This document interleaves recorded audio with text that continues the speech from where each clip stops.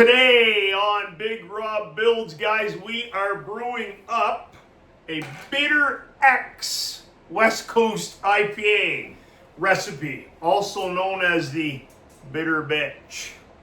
That might get me banned from YouTube, but oh well, let her back. She's bitter, she's hoppy, she's got a bite. I wrote this down, and unlike some X's, this one might actually be worth keeping around. Cheers. Let's get to it. That's the Thomas Cooper's Innkeeper's Daughter Sparkling Pale. It's coming around.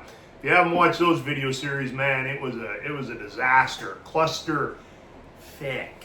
That's F-E-C-K, YouTube. Don't ban me for that one. Anyway, it's coming around. It's definitely drinkable. It's better than the swill you'll get. Anyway, today, this is an old school West Coast IPA. No hazy juice bomb nonsense today. We're going with Chinook, Centennial, and Cascade into the old mix. And you know what I'm doing for fun when I brew it up? I've already got the ingredients. This will be brewed, today's Wednesday, so it'll be brewed a week from this coming Friday. I'll be brewing it up. I've got some Citra left over, so I'm going to dry hop with 1 ounce of Cascade. I'm going to throw 1 ounce of Citra in there. If you're doing it, I'd recommend either Centennial or Cascade, but I'm going to mix it up a little bit and get crazy. Okay. Let's take a look. Clearly the recipe and such are here in front of me, so I'm looking down. Deal with it, 100%. This beer is designed to land around 7%. My Brewer's Best has it coming in at about 6.7, 6.8, somewhere in there. Around 74 IBUs. She'll be a pale golden color, excuse me. Pints are kicking in. We're using clean US-05. I love myself some US-05 for fermentation. She's going to be bitter, boys. Hence the Bitter Bitch West Coast IPA. Firm bitterness, grapefruit, pine, citrus, and a little tropical pop on the one I'm going to do from the Citra that I'm going to do 1 ounce of dry hopping. So join with me. Do the Citra. Screw it. Let's get crazy together. Ingredients. Let's talk about the ingredients, what you got to get. So if you want to brew this with me, you pick up the ingredients now. I'll be brewing it next Friday. But because I did get some, I won't call them complaints, but constructive criticism from the audience, you guys, saying they prefer when I do a brew video that I include the whole process. So before what I was doing was brew day. That was one video, cold crash another video, fining another video, bottling another video, or kegging. So now I'm putting it all together. So you won't see this video for about a month by the time I get around to it. So I'll be recording this stuff in the background and compiling one big video, which you're watching right now. How about that? Cool. So there you go. What's the difference? Just dawned on me. Go ahead and get the ingredients. She's already brewed up if you're watching this video. All right, Rob. Had too many of these Innkeeper's Daughter Sparkling Pale Ale. Let's get into the ingredients here, guys. 12 pounds of two-row. 1 pound Vienna. Half a pound of flaked oats. Half a pound of good old, my favorite, Carapils dextrin, 100%. Two-row, of course, gives us the base for you newbies. That's where you're going to get your alcohol from. The Vienna is going to give it a little malt backbone, little flavor, aroma, color, etc. The oats help with the mouthfeel, so a little creamier type of feel to it, and the dextrin malt helps with the body and the old head retention. This is still very much an IPA, but we're not building a sweet malt hop bomb here for hops. There we go. We got a heavy hop load here. We're going with classic West Coast IPA with a little Big Robb twist. There's nothing little about Big Robb. We're going with a big Robb twist. So we're going to go with the boiling hops. 0.75 ounces of Chinook. You're going to put that bad boy in at 60 minutes.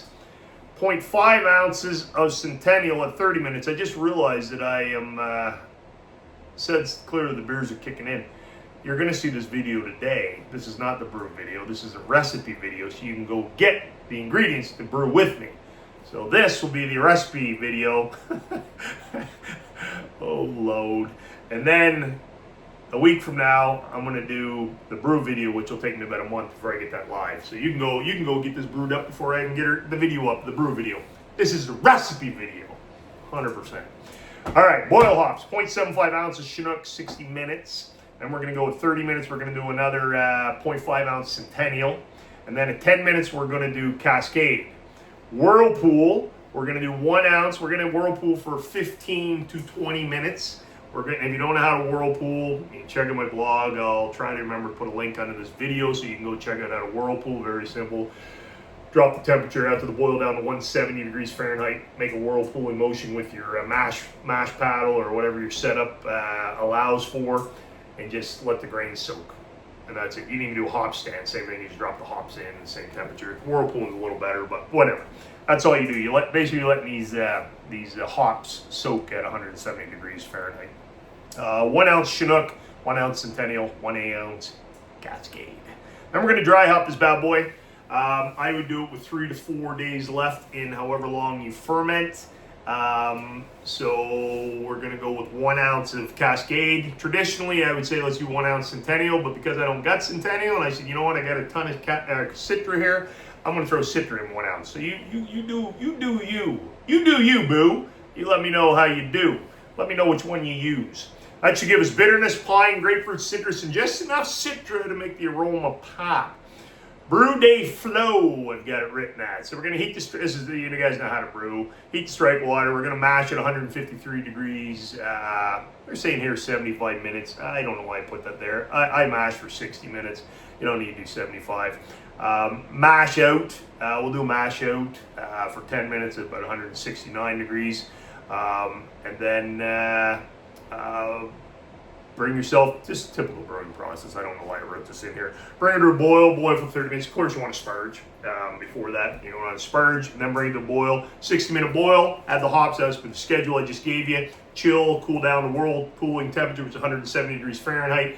Whirlpool for 15, 20 minutes is fine. Off to the fermenter. Pitch the old US-05. Ferment around 65 to 68 is my hot spot. Dry hop near the end, probably 3 to 4 days, like I said. Cold crash. This one, I would find this one. I would also Wurf lock in here at 15 minutes. A little Irish moss at 15 minutes left in the boil. Toss that bad boy in there.